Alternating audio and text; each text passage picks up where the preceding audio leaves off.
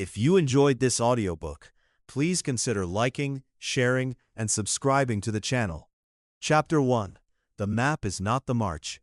Part 1. The Busyness Trap. When doing more is doing less. Think about the last time you felt genuinely, satisfyingly busy. Now ask yourself honestly, what actually moved forward? There is a quiet epidemic running through most workplaces and personal lives, and it does not look like laziness or incompetence. It looks like hard work. It looks like full inboxes being cleared, back-to-back meetings being attended, and long hours being logged. It looks from the outside like someone who really cares. The problem is that caring and progressing are not the same thing, and our culture has spent decades teaching us to confuse the two. Peter Drucker saw this clearly back in 1966. He drew a line that most people still trip over today. There is a difference between doing things right and doing the right things. Efficiency lives on one side of that line. Effectiveness lives on the other. A person can be extraordinarily efficient at tasks that should not exist at all. A team can execute flawlessly on a strategy that was never worth executing. The machine runs beautifully. It is pointed at a wall. What makes the busyness trap so difficult to escape is that it genuinely feels like progress. Your brain is not tricking you out of laziness. It is actually wired this way. Completing tasks releases dopamine. Checking things off a list creates a measurable sense of reward. Thinking slowly about direction, sitting with uncomfortable questions, resisting the pull of the urgent in favor of the important, none of that delivers the same satisfying hit. So we reach for the tasks, again and again. Organizations make this worse without meaning to. Stillness gets misread as disengagement. The person staring out the window, working through a hard strategic question, looks less productive than the person frantically typing. So people perform busyness to signal commitment, even when what the situation genuinely needs is a pause, a rethink, a deliberate moment of looking up before running further in the wrong direction. Richard Rumelt, in his work on strategy, identified something he called bad strategy, and one of its most common forms is not the absence of a plan, but the substitution of action for thought. Organizations announce goals, fill roadmaps, launch initiatives, and never stop long enough to ask whether any of it connects to a coherent direction. The activity becomes the strategy, which means there is no strategy at all, just motion dressed up in the language of progress. This is not a time management problem. You cannot solve it with a better calendar or a smarter productivity app. It is a thinking problem, specifically a problem of confusing movement with direction. And the cost of that confusion is not just wasted hours, it is wasted years. Part 2. Two kinds of thinking, one confused mind. So here is the uncomfortable truth most people never stop long enough to notice. You are probably thinking right now, and you are probably thinking about the wrong thing. There are two fundamentally different kinds of thinking required to move through work and life effectively. The first is strategic thinking. It is slow, uncomfortable, and deals in questions that do not have clean answers. Where are we actually going? Why does it matter? What has to be true for us to succeed? The second is operational thinking. It is fast, concrete, and deeply satisfying. Who does what? By when? How exactly does this get done? Both are real. Both matter. The problem is that most people spend nearly all of their time in operational mode while genuinely believing they are doing both. Think of it like a camera with a zoom lens. Some moments demand that you zoom all the way out to see the full landscape, the hills, the roads, the direction of the river. Other moments demand that you zoom all the way in to execute with precision, placing each foot carefully, reading the ground right in front of you. Neither zoom is better. They serve completely different purposes. The confusion, and this is where most people quietly go wrong, happens when you apply the wrong zoom to the moment you are actually in. Roger Martin and A.G. Lafley captured this tension sharply in their work on strategy at Procter & Gamble. The company had no shortage of operational excellence. It was a machine. But when Lafley took over in 2000, he found that the real problem was not execution, it was that nobody had made clear, honest choices about where to play and how to win. The operations were humming. The direction was muddy. Fixing the zoom changed everything. Richard Rummelt makes a similar point from a different angle. He observed that most organizations confuse strategy with goals. They set bold targets, build elaborate plans around those targets, and call that strategy. But a target is not a strategy. A strategy is a diagnosis of the real challenge, a guiding policy that responds to that diagnosis, and a coherent set of actions that follow. Strip away the operational busyness and ask what the actual strategy is. And in most organizations, the honest answer is silence. The reason this matters for you personally is straightforward. If you never develop the habit of noticing which mode of thinking a situation actually requires, you will default to the operational every single time. Not because you are lazy or careless, but because operational thinking feels productive. It generates outputs. It clears inboxes. Strategic thinking, by contrast, feels uncomfortably vague, at least at first. It produces questions before it produces answers. And in a world that rewards visible effort, sitting with a hard question feels dangerously close to doing nothing. Start paying attention to your own thinking today. When you are in a meeting, are you asking how we execute this, or should you be asking whether this is even worth doing? That shift in awareness is where everything begins. Part 3. The General and the Sergeant. Same war, different questions. Think about the last time you watched a great military film. The general is never in the trench. That is not because the general is cowardly or detached. It is because the general's job is fundamentally different from the sergeant's job.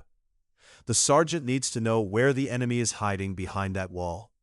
The general needs to know whether taking that wall even matters to winning the war.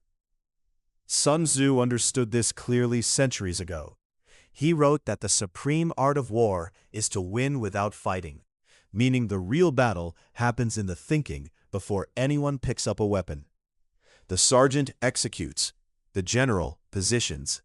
Both jobs are critical, but they cannot be swapped without catastrophic results. Now bring this out of the battlefield and into your Monday morning. Think about Steve Jobs when he returned to Apple in 1997. Apple's engineers were brilliant.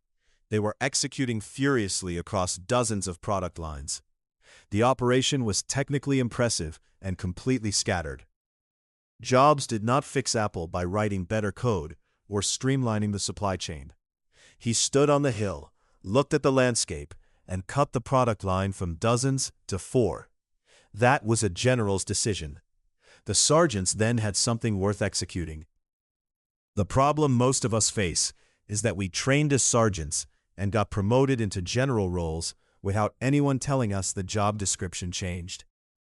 A founder who built a company by writing code every day finds it almost physically uncomfortable to stop coding and start thinking about market positioning. A manager who rose through the ranks by being the most responsive person in the room cannot resist jumping into every meeting, every problem, every fire. The activity feels like contribution. Stepping back feels like abandonment. Drucker called this the difference between doing things right and doing the right things. The sergeant does things right. The general chooses the right things to do. Most organizations are filled with people doing the wrong things extraordinarily well, which is perhaps the most expensive kind of excellence there is. Here is the honest question this leaves you with. In your own work and life right now, which role are you actually playing? Not which role your job title suggests. Which role are you spending your hours in? If you are a leader who spends most of your week in execution mode, answering, fixing, attending, you are not leading strategically, regardless of what your business card says. And if you are an individual contributor who spends time daydreaming about the big picture while the actual work suffers, that is its own problem too. The skill is knowing which hat the moment demands and having the discipline to wear the right one. Part 4. What it costs to never look up. There is a particular kind of exhaustion that has nothing to do with working too hard. It comes from working hard in the wrong direction for too long. Think about what happens to someone who spends a decade becoming genuinely excellent at their job. They hit every deadline, They solve every problem thrown at them. They are the person others call when things break. And then one morning they wake up, look at what they have built, and feel nothing. Not pride, not satisfaction, just a quiet, hollow confusion. They did everything right, so why does it feel so wrong? The answer, almost always, is that they were executing brilliantly on a direction they never consciously chose. Richard Rummelt, in Good Strategy, Bad Strategy, makes a point that most people miss entirely. He argues that bad strategy is not simply the absence of a plan, it is the active redirection of energy and attention toward things that do not matter. That is a more disturbing idea than it first sounds, because it means you can be working at full capacity, organized, disciplined, productive, and still be doing damage. Not through laziness, but through misdirection. This is what happens to teams, too. A well-run team pointed in the wrong direction does not fail slowly. It fails fast and thoroughly, because its competence accelerates the journey to the wrong destination. A less capable team moving in the right direction at least has time to course correct. The sharp team that never looks up arrives at the wrong place first and with more momentum behind it. The personal cost, though, is the one that tends to go unspoken. When you spend all your time reacting, putting out fires, handling what is urgent, solving what landed on your desk this morning, you are constantly living in yesterday's problems. Tomorrow's real challenge is growing quietly in the background, and you never see it coming because you never lifted your head long enough to look. This is not a productivity problem, it is a meaning problem. The firefighter mindset feels purposeful in the moment, but it is, at its core, a way of avoiding the harder and more important question of whether the building was worth saving in the first place. Sun Tzu understood this thousands of years ago. The general who is always reacting to the enemy has already lost the strategic advantage. Winning, he argued, happens before the battle begins, through positioning, through foresight, through knowing where you are going before the chaos starts. That principle has not aged. So here's the honest question this section leaves you with, and it deserves a real answer rather than a quick one. When did you last genuinely decide where you are going? Not what you are doing next week, but where your actual life and work are pointed, and whether that destination is one you actually chose. Chapter 2. Choose Your Ocean, Part 1. The field you pick decides the fight you face. Think about the last time you signed up for something, a job, a market, a project, without really asking whether it was the right arena for you. Most people never choose their field. They inherit it. They follow the path that was in front of them, take the job that was available, enter the market that seemed obvious, and then spend years wondering why progress feels so hard. The problem is rarely effort. The problem is arena selection, and most people skip it entirely. Michael Porter spent decades studying why some companies thrive and others struggle inside the exact same industry. His conclusion was blunt. The structure of the industry you compete in matters more than how hard you try within it. Some arenas are simply brutal by design. Too many competitors, too little differentiation, customers with all the power, margins squeezed to almost nothing. Airlines, commodity retail, fast fashion. These are industries where even excellent operators bleed, not because they are badly run, but because the arena itself consumes value faster than it creates it. This is the idea that should stop you mid-step before you start running. Are you walking into a field that structurally rewards people like you, with resources like yours, with advantages like the ones you actually have? Or are you walking in because the door was open? W. Chan Kim and Renee Malborgan documented this pattern across dozens of industries and called the brutal, overcrowded space a red ocean. Red because competitors are essentially cutting each other apart. Companies like Cirque du Soleil did not get better at being a circus. They asked a more radical question. What if we stopped competing in that arena altogether? The result was a completely different audience, a completely different price point, and almost no direct competition. That is not luck. That is arena selection done deliberately. The field they picked changed the nature of the fight before a single performance began. Sun Tzu captured the same logic centuries earlier with characteristic economy. Every battle is won or lost before it is fought. What he meant was that by the time swords are drawn, the strategic work should already be done. The winner chose the ground, understood the conditions, and positioned accordingly. The loser simply showed up and hoped. The question worth sitting with right now is simple but uncomfortable. In whatever field you are currently running, are you there because you chose it, or because you never stopped to question it? Part 2. Bad strategy in disguise. Goals that look like direction. Most strategies fail before they are ever executed. They fail in the room where they are written, dressed in confident language, and presented as direction. Here's the trap almost every organization falls into.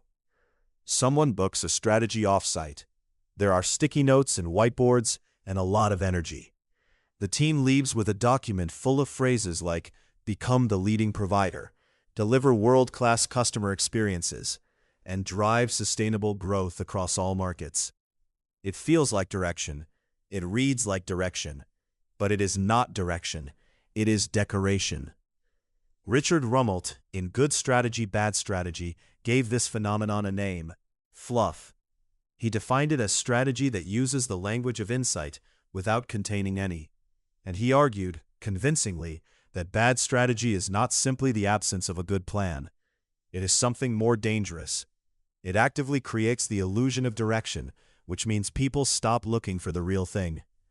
You cannot fix a problem you cannot see, and bad strategy makes the problem invisible by making everything look fine. The test Rummelt offers is brutally simple. Ask 3 questions about any strategy you encounter, including your own. First, does it name the actual challenge, the real obstacle standing between you and where you want to be, not a vague competitive landscape, but the specific uncomfortable truth about what is actually hard? Second, does it explain why this particular approach will work against that particular challenge? Not just what you plan to do, but the logic that connects the action to the result. And third, does it make hard choices about what you will not do? A strategy that tries to move in every direction simultaneously is not a strategy. It is a panic attack written in bullet points. Nokia is a perfect example of how this plays out at scale. In the years before the iPhone arrived, Nokia was producing strategy documents that spoke of innovation, customer focus, and digital leadership. The words were right. The intent was probably genuine, but the documents did not name the real challenge, that their software capabilities were years behind where the market was heading, and they did not make the hard choices that naming that challenge would have required. The result was a company that felt like it had a strategy right up until the moment it became clear that it did not. The wish list problem is what makes this so insidious. A goal says where you want to end up. A strategy says how the terrain between here and there will actually be crossed. When those two things get confused, you get roadmaps full of milestones with no explanation of how the obstacles between each one will be handled. You get targets with deadlines, but no account of why the world will cooperate. A wish list with a due date. And the uncomfortable question worth sitting with is how much of your current thinking falls into that category. Part 3. Playing to win, not just to play. That question, what does it actually mean to play to win, is one most people never honestly answer. And the gap between playing and winning is wider than it looks. A.G. Lafley and Roger Martin built their entire framework around a deceptively simple observation. Most organizations are not really making strategy at all. They are making lists. They are choosing priorities, launching initiatives, setting targets, and calling the whole thing a strategy. But none of that is strategy unless 2 specific questions are answered together. Where will we play, and how will we win there? Lafley tested this framework when he returned as CEO of Procter & Gamble in 2013. Rather than spreading resources across every product category, P&G made hard, specific choices about which markets they would compete in and what genuine advantage they would bring to each one. The result was a leaner, more focused company that grew faster, precisely because it stopped trying to be everywhere. The word together in that framework is doing more work than it appears to. A where without a how is just a coordinate on a map. Knowing you want to compete in the premium skincare market tells you almost nothing useful if you have no clear answer for why a customer should choose you over everyone else already there. And a how without a where is just a capability sitting in a room with no doors. Knowing you are excellent at fast delivery means nothing until you decide which specific customers, in which specific context, value that speed enough to pay for it or stay loyal because of it. This is where the personal application becomes uncomfortable. Most people, if they are honest, are playing to participate rather than playing to win. They take opportunities because they appear, not because they fit. They build skills because they seem useful, not because they connect to a specific advantage in a specific arena. They say yes to relationships, projects, and roles out of momentum or mild interest, rather than because those choices reinforce each other towards something real. Sun Tzu understood this centuries before anyone called it strategy. The general who fights every battle that presents itself will exhaust his army long before the decisive one arrives. Playing to win does not mean being ruthless or narrowly obsessed. It means being deliberate. It means having enough clarity about where you are actually going that you can evaluate each opportunity not just on its own merits, but on whether it belongs in the same story as everything else you are building. That kind of clarity is uncomfortable to reach because it requires admitting that some perfectly good options are simply not your options. Part 4. What makes a real choice and why most people avoid it. A choice is only a real choice if it costs you something. That is the part most people quietly skip over. Think about it this way. If you say you are choosing chocolate ice cream, but you are also keeping the door open for vanilla, you have not really chosen anything. You have just expressed a mild preference. Real choices work by closing doors. The moment you decide to build your career in one direction, you are implicitly deciding not to build it in 3 others. The moment a company commits to serving one specific customer, it accepts that it will not serve another. That is not a flaw in the process. That is the process. Richard Rumelt makes this uncomfortably clear in Good Strategy, Bad Strategy. He argues that most organizations never actually choose. They produce long documents full of ambitious language that carefully avoids committing to anything specific, precisely because commitment means accountability. If you never really chose, you can never really be wrong. It is a psychologically safe position. It is also a strategically useless one. The fear of being wrong is the single biggest reason people refuse to choose. But here is what that fear consistently misses. The cost of not choosing is almost always higher than the cost of choosing badly and correcting fast. Steve Jobs made a choice in 1997 that cut Apple's product line from dozens of items to 4. It looked dangerously bold at the time. Within 2 years, Apple turned its first profit in years. The clarity of commitment released energy that hedging had been quietly draining for years. There is also a meaningful difference between genuine flexibility and what you might call strategic cowardice. Keeping all options open, not because circumstances demand it, but because choosing feels too final. Roger Martin and A.G. Lafley draw this distinction sharply in Playing to Win. Flexibility is a response to a genuinely uncertain environment. Strategic cowardice is a refusal to choose, dressed up as wisdom. One is adaptive, the other is just avoidance with better vocabulary. When people do make a real choice, something unexpected tends to happen. The anxiety does not increase, it decreases. Because now you know what you are not doing. You stop evaluating every passing opportunity as a potential pivot. You stop second-guessing the direction. The decision has been made, and the only remaining question is how to move forward within it. That kind of clarity is surprisingly energizing, and it is almost impossible to reach while you are still trying to keep every door open at once. Part 5. Finding the still water others missed. That clarity we talked about, knowing what you are not doing, turns out to be the entry point for something even more powerful. Most people, once they commit to a direction, immediately ask the same question: how do I beat the people already there? It is an understandable instinct.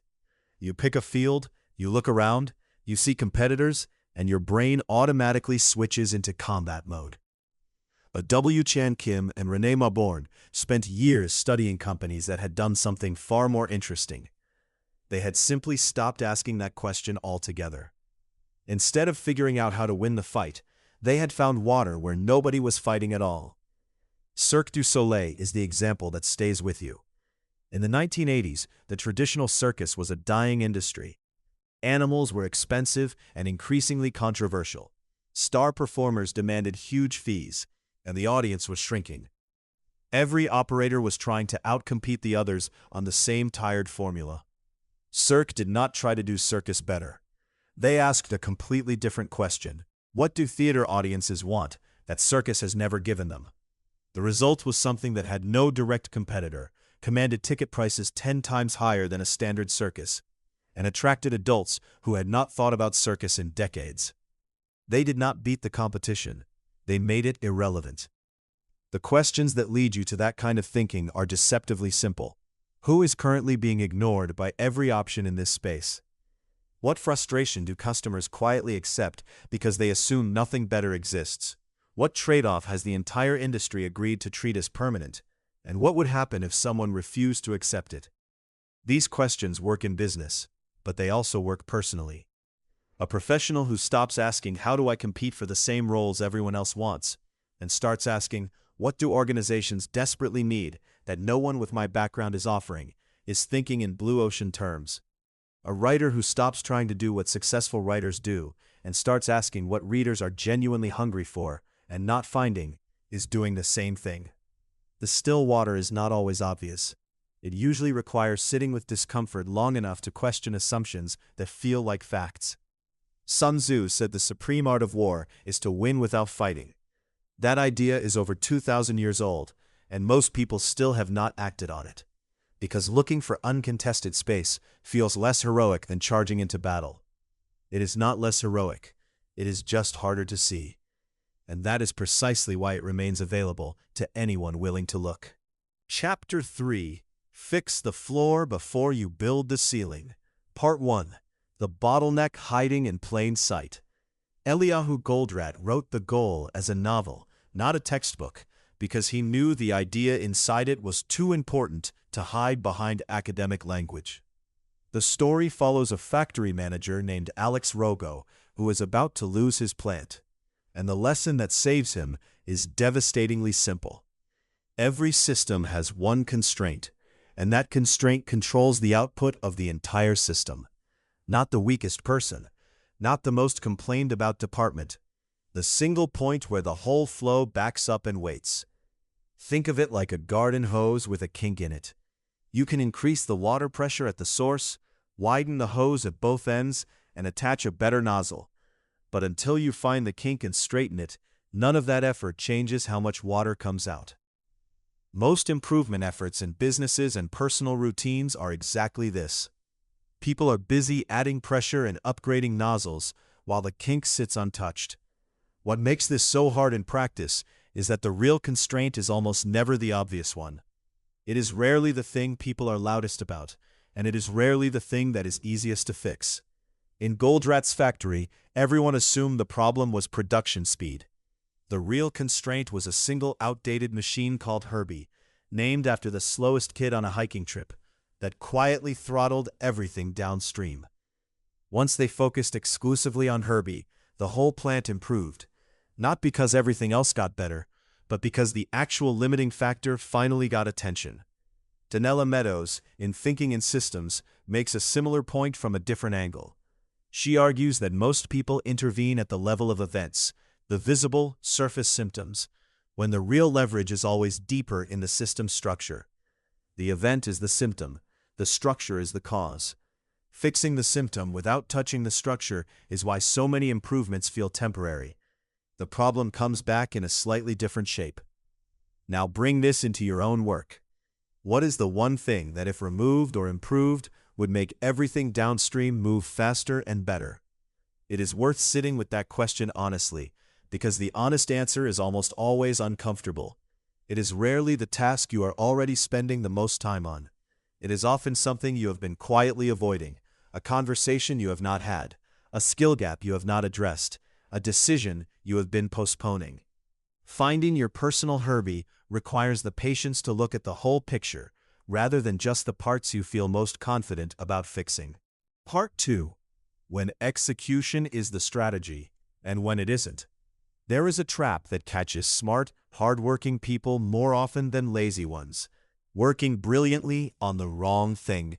Larry Bossidy and Ram Charan were not wrong when they argued in Execution that most strategies fail not because of bad ideas, but because of poor follow-through. They were pointing at something real. There are absolutely situations where the vision is clear, the plan is solid, and the only missing ingredient is the discipline to actually do what was decided. In those moments, execution is not secondary to strategy. It is the strategy. The answer is simply to go and do the thing, consistently and with rigor. But here is what that framing can accidentally teach people, that the answer is always to execute harder, and that is where things go wrong. Think about Kodak. The company did not fail because its people were lazy or its processes were sloppy. It failed because it was executing the wrong plan with enormous discipline. Kodak's operational machinery was impressively efficient, right up until it became irrelevant. Better execution could not fix a strategic mismatch with where the world was going. So before you decide to push harder, it is worth asking a few honest questions. Is the goal itself still the right goal? Is the plan built on assumptions that have quietly stopped being true? Are the results you are getting telling you something about the direction, not just the speed? Richard Rummelt makes this distinction sharply in Good Strategy, Bad Strategy. A real strategy contains a diagnosis of the actual situation, a guiding policy that responds to that diagnosis, and coherent actions that follow. If any of those are missing, working faster just means arriving at the wrong place sooner. The practical test is simple. If you removed all friction and executed your current plan perfectly, would you genuinely be happy with where you end up? If the honest answer is yes, the gap is operational. Go fix the execution. If the honest answer is uncertain, stop before you accelerate. The problem is upstream from the work itself. Hard work is never the wrong instinct, but hard work spent in the wrong direction is not just wasted. It is demoralizing in a way that is hard to recover from. The goal here is not to give yourself permission to avoid effort. It is to make sure that when you do commit your full effort, the destination is actually worth reaching. Part 3. The Right Things Done Right. Drucker's Quiet Lesson.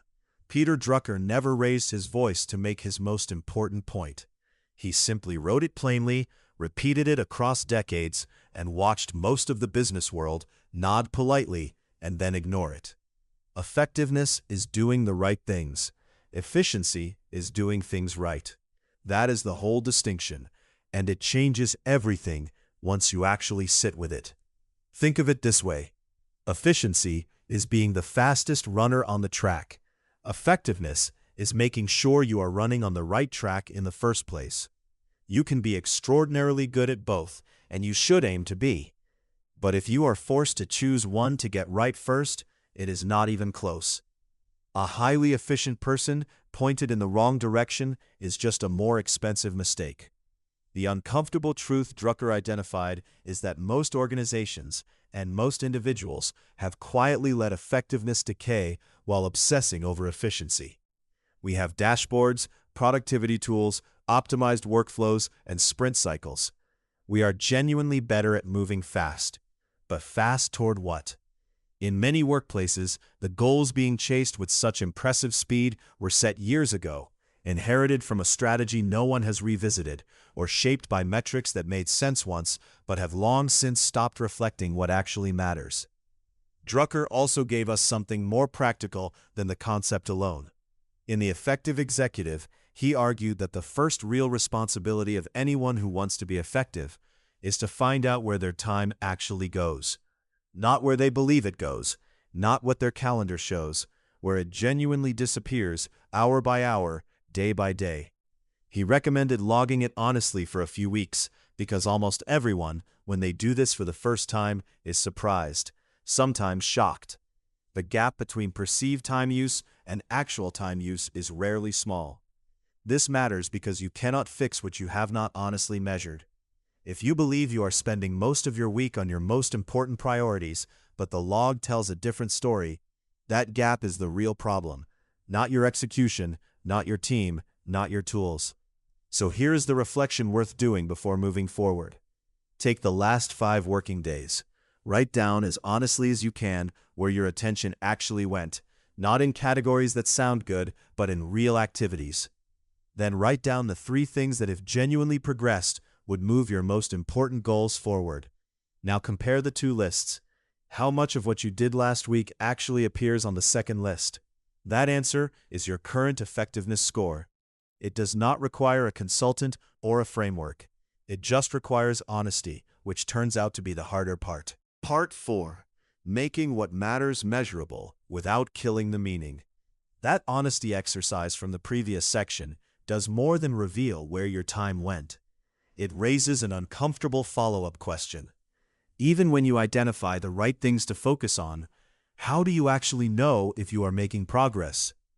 That question is where most well-intentioned plans quietly fall apart. John Doerr's OKR framework, popularized through its adoption at Google in 1999, offers one of the clearest answers ever put into practice. The logic is simple. Set a meaningful objective, something that describes where you want to go and why it matters. Then attach 2 to 5 key results that tell you without ambiguity whether you actually got there. Not tasks, not activities, outcomes. There is a world of difference between run 3 workshops this quarter and increase team confidence in the new process, measured by a survey score above 7 out of 10. One tells you what you did, the other tells you whether it worked. But here is where organizations and individuals consistently trip up. The moment you introduce a scoreboard, people start playing to the scoreboard rather than to the underlying goal. This is not laziness or dishonesty. It is just human nature responding to incentives. Wells Fargo learned this the hard way when sales targets became so dominant that staff opened millions of fraudulent customer accounts to hit their numbers. The metric had replaced the mission entirely. The scoreboard was green. The actual goal had been abandoned. Drucker warned about this decades before OKRs existed.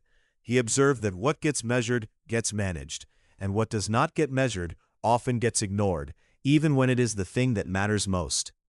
The answer is not to measure everything, and it is not to measure nothing.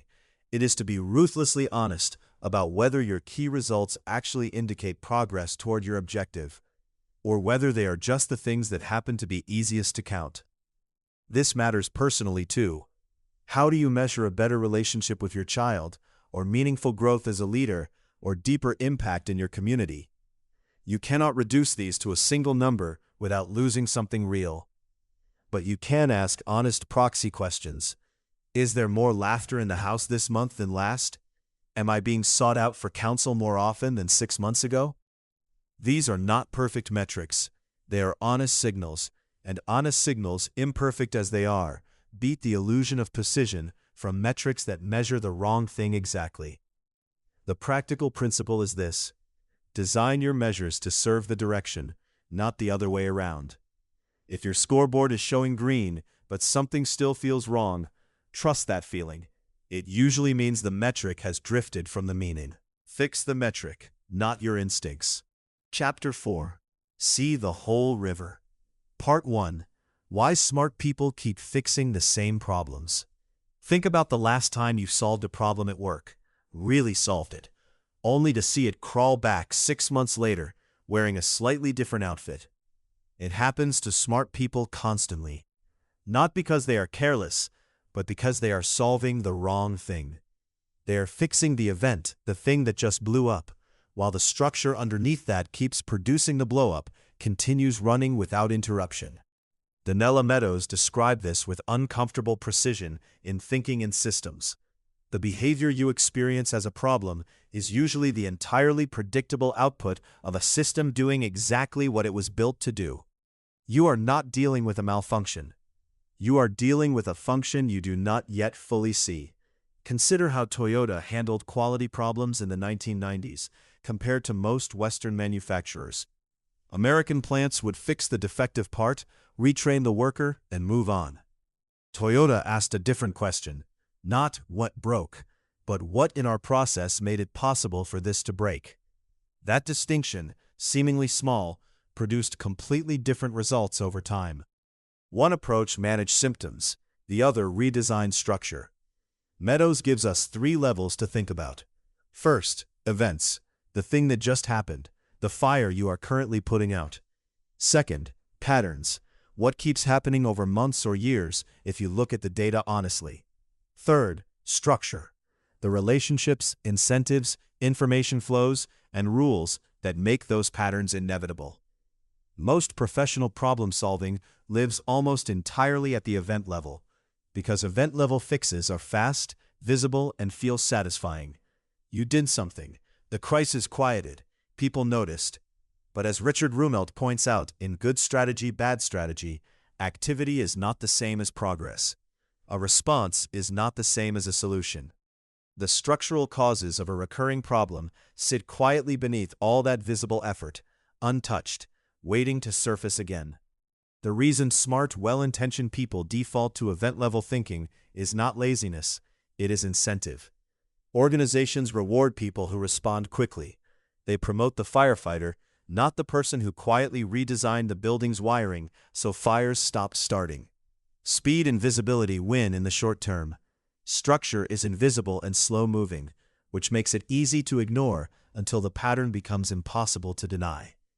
This is precisely where strategic thinking separates itself from operational thinking. Operations asks, how do we handle what is in front of us? Strategy asks, why does this keep ending up in front of us? Moving between those two questions, and knowing when each one is appropriate, is the heart of seeing the whole river. Is one of the most practically valuable skills a leader or builder can develop. Not because operational thinking is wrong, but because it was never designed to fix what only structural thinking can reach. Part 2. Pulling the right lever, where to intervene in a system. Knowing that a system exists is only half the work. The harder question is where to put your hands on it. Donella Meadows spent years studying systems across economics, ecology, and public policy, and one of her most striking findings was this: the places most people instinctively reach for when trying to change a system are almost always the weakest places to intervene. She called the effective intervention points leverage points, and her insight was deeply counterintuitive. The more obvious a lever feels, the less power it probably has. Think about a company that is struggling with low productivity. The instinctive move is to adjust numbers, raise targets, increase budgets, add headcount, tweak the incentive structure. These feel like real action because they are visible and immediate. But Meadows would classify all of those as low-leverage moves. They are adjustments to the dials of the system, not changes to the system itself. The machine keeps running the same way. You have just nudged a few settings. What actually moves a system at a deeper level is changing what information flows to whom and when. If a sales team only sees their individual numbers and never sees how their behavior affects the team downstream, no bonus structure will fix the coordination problem. The moment you change what people can see, you change how they naturally behave, without a single new rule or incentive. Go one level higher, and you reach the goals of the system. This is where Richard Rumelt's thinking about strategy becomes directly useful. Most organizations have stated goals and actual goals, and they are rarely the same thing. A hospital might say its goal is patient outcomes, but if every internal metric rewards speed of discharge, the system is actually optimized for throughput. Changing the stated goal changes nothing. Changing what the system genuinely rewards changes everything. The highest leverage of all, as Meadows argued, sits in the mindsets and beliefs that people inside a system hold about how it works and what it is for. This is why culture change is so difficult and so slow. When Satya Nadella took over Microsoft in 2014, he did not primarily change budgets or org charts. He changed the operating belief from a know-it-all culture to a learn-it-all culture. That single shift in mindset eventually restructured priorities, hiring decisions, product choices, and partnerships across the entire organization. The lever was invisible. The effects were enormous. The practical lesson is uncomfortable but important. High-leverage interventions rarely feel satisfying in the moment. They are indirect, their results take time to show up, and they almost always meet resistance from people invested in the current structure. Low-leverage moves feel good because they feel like doing something, but learning to tell the difference and having the patience to reach for the right lever instead of the nearest one is what separates structural thinking from sophisticated firefighting. Part 3. Feedback loops, delays, and the traps they set. That last point about high-leverage interventions is worth sitting with, because it leads directly to something even more disorienting. The reason those interventions are so hard to trust is that the system itself is constantly sending you misleading signals. That is the territory of feedback loops, and it is where most well-intentioned strategies go quietly wrong. Think of a feedback loop as the system talking back to you. You do something, the system responds, and that response either pushes you further in the same direction or pushes back against you. Donella Meadows called these two types reinforcing loops and balancing loops. And once you can see them, you cannot stop seeing them everywhere. A reinforcing loop amplifies whatever is already happening. Amazon's early growth is a clean example. More customers meant more data, which meant better recommendations, which attracted more customers. The loop fed itself. This sounds wonderful when the loop is positive, but the same mechanics apply when things are going badly. A team that misses one deadline loses trust, gets micromanaged, loses autonomy, loses motivation, misses another deadline. The loop reinforces in the wrong direction just as efficiently. A balancing loop does the opposite. It resists change and tries to pull the system back towards some target state. Your body temperature is a balancing loop. So is a budget. So is the morale of a team that keeps getting restructured. It will find its own equilibrium no matter how many change initiatives you launch, because the underlying conditions that set the target have not moved. Now, add delays, and everything gets genuinely treacherous. A delay means there is a gap between when you act and when you see the result. This sounds manageable until you realize what actually happens inside that gap. You act, nothing visible changes, so you act again, harder. Then the results of both actions arrive at once, and suddenly you have massively overshot. This is why Meadows described delays as one of the most dangerous elements in any system. They do not just slow things down, they actively cause oscillation and overreaction. The commodity markets show this perfectly. Farmers see high prices, plant more. By the time the harvest arrives, everyone planted more, prices crash, and farmers plant less. The delay between decision and outcome means the market perpetually swings past its own equilibrium. The same pattern plays out in hiring cycles, interest rate policy, and product development timelines. The most painful version of the delay trap is abandoning a strategy that was already working. Goldratt made this point sharply in The Goal. People remove a constraint, see no immediate improvement, and conclude the intervention failed, when in fact the system simply had not had time to respond. Patience here is not passivity. It is the disciplined recognition that you are working inside a system with its own timing, and forcing faster feedback does not change that timing. It just makes you more likely to misread it. Part 4. From firefighter to architect, shifting your default mode. Understanding delays and feedback loops is only half the battle. The harder question is this: once you see the system, what kind of person do you want to be inside it? Most people, if they are honest, spend the majority of their working lives in firefighter mode. Something breaks, they fix it. Something escalates, they manage it. Something threatens, they respond. And it feels productive, genuinely so. There is a real chemical reward in solving a crisis. The firefighter gets thanked, recognized, and called upon again. Stephen Bungay, writing about execution, noted that organizations tend to promote their best firefighters rather than the people who quietly prevent fires from starting. That single observation explains a great deal about why organizations stay stuck. The trouble is not the firefighter's character, it is the identity itself and what it quietly demands. A firefighter needs fires. Without fires, the role disappears. And so, unconsciously, systems that produce firefighters also tend to produce fires. Under-resourced prevention, deferred maintenance, unclear ownership, and structures that reward urgency over foresight. Drucker called this the trap of doing things right rather than doing the right things. Both feel like work. Only one of them builds anything lasting. The architect works differently. An architect never lays a single brick, but every decision they make shapes how thousands of people will move through a building for the next 50 years. The width of a corridor, the placement of a stairwell, the natural light in a room, these are not operational decisions. They are structural ones, and their effects compound quietly over decades. This is precisely what Rumelt means when he describes good strategy as having coherent design at its core. The architect does not react to the building. The architect shapes the conditions under which the building behaves. Making this shift personally is less about adding new tools and more about protecting time for a different kind of thinking. Amazon famously institutionalized this through its working backwards process, starting from the customer outcome and designing the system to produce it, rather than optimizing whatever system already existed. That is architect thinking made operational. Ask yourself a simple question.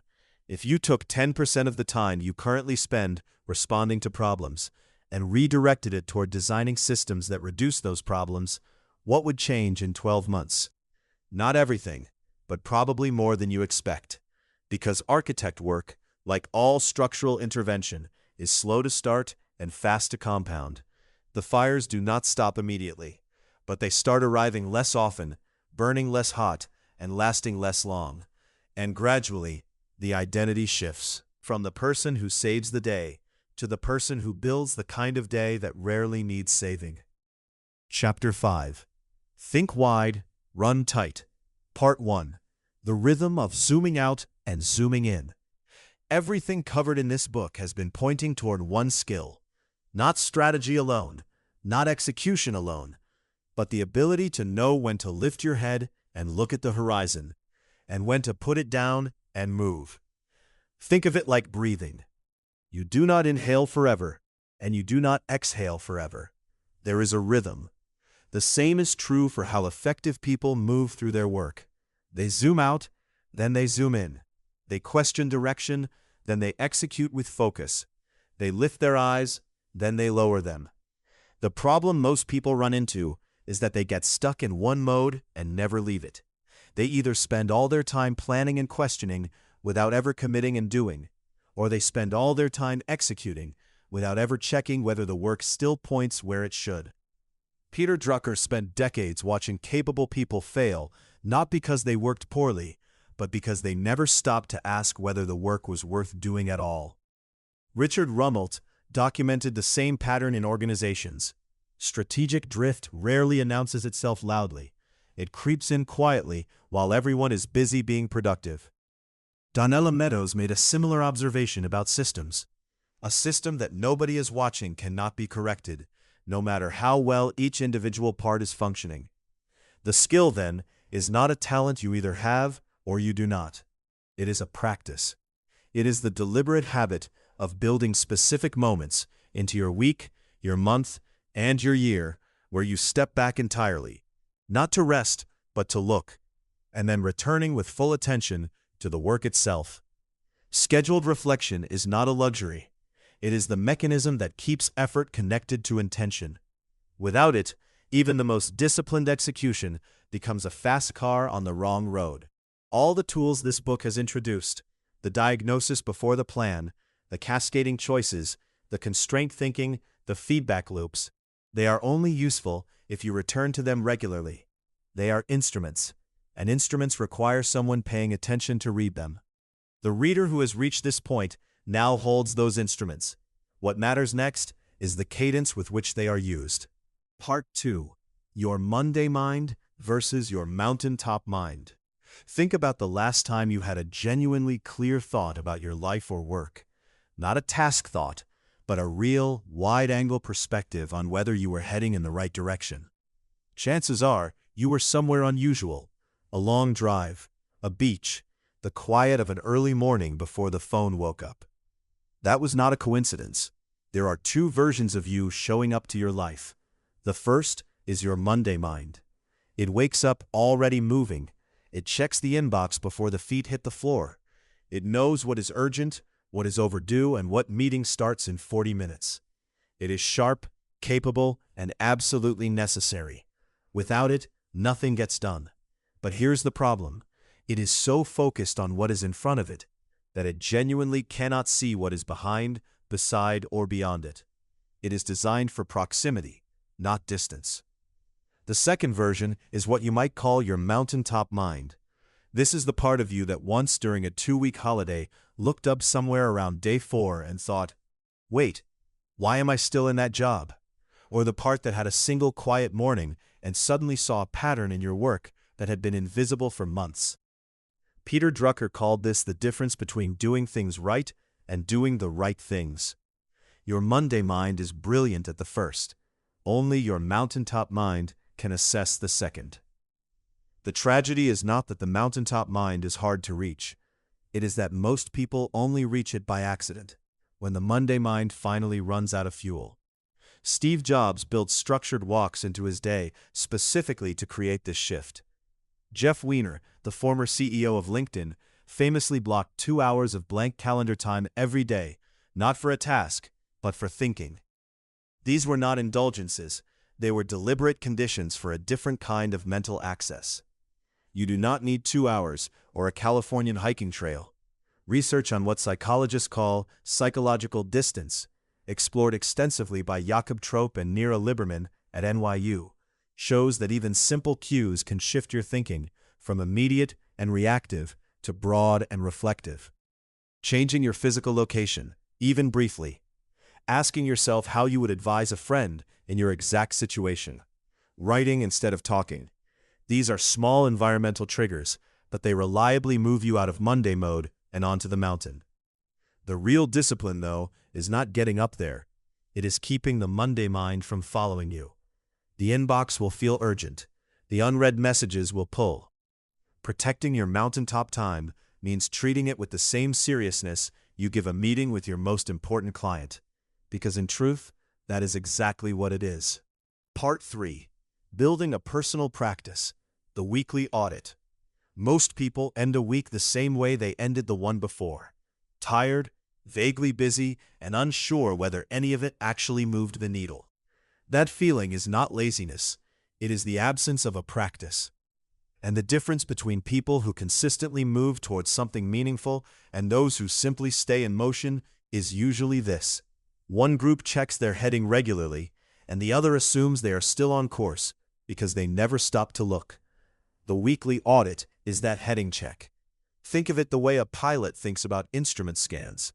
Not a grand ceremony, just a brief, deliberate look at what the instruments are telling you before you continue flying.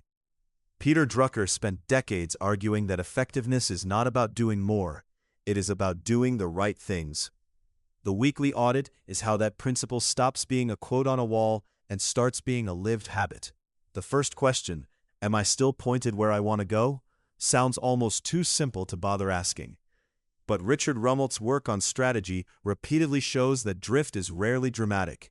It happens in small, quiet increments. A project here, a commitment there, and suddenly your week looks nothing like your actual priorities. Asking this question once a week is how you catch drift before it becomes distance. The second question, is the work I am doing actually serving that direction? Is where most people feel the productive discomfort. You might be working extremely hard on things that are genuinely not connected to where you said you wanted to go. John Doerr's OKR research found this disconnect at the root of most failed execution. Effort was never the problem. Alignment was. The third question looks beneath the surface. Is there a structural issue I keep patching instead of fixing? Donella Meadows called these leverage points, the places in a system where a small intervention produces large change.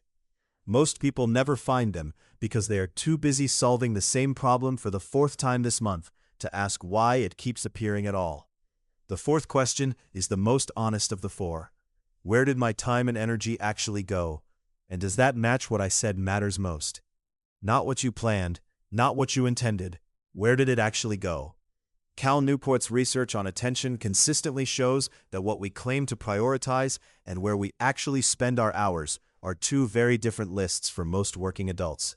30 minutes, 4 questions, asked honestly, not performed carefully. That is the entire practice. The goal is not a perfect answer to each question. The goal is that you asked, and that you let the answers point you toward one small correction before another week slips by unchanged. Part 4. One question that changes everything. That single question, am I working on the right thing, sounds almost too simple to matter. But that is exactly what makes it dangerous to ignore. Most people never ask it, not because they are lazy or careless, but because the daily rush makes it feel unnecessary. There is always something urgent waiting. There is always a meeting, a deadline, a deliverable pulling your attention forward. And when you are moving fast, stopping to ask whether the direction is right feels like a luxury. It feels like something you will get to later, once things slow down. They rarely slow down. Drucker wrote about this tension for decades. His clearest version of it came down to a single line. There is nothing so useless as doing efficiently what should not be done at all. That line is not about laziness. It is about the quiet tragedy of competent people pointed in the wrong direction. You can be disciplined, talented, and completely off course at the same time. Rumelt saw the same thing from a different angle. When he diagnosed failing strategies, the problem was almost never that people were not working hard. The problem was that the work was not connected to a clear diagnosis of what actually needed solving. Activity had become a substitute for thinking. Busyness had become a kind of comfort, a way of feeling productive without confronting the harder question underneath. Meadows put it most plainly. If you want to change the output of a system, you have to understand what the system is actually built to produce. Most of the time, it is producing exactly what it was designed to produce. The question is whether that is still what you want. So ask it. Not once, not during a retreat, not when things fall apart. Ask it weekly, quietly, honestly. Before you plan the next sprint, before you commit to the next quarter, before another year moves faster than you expected. The question does not demand a perfect answer. It demands an honest one. And if the honest answer is that you are not sure, that is not a failure. That is the beginning of the only kind of thinking that actually moves you forward.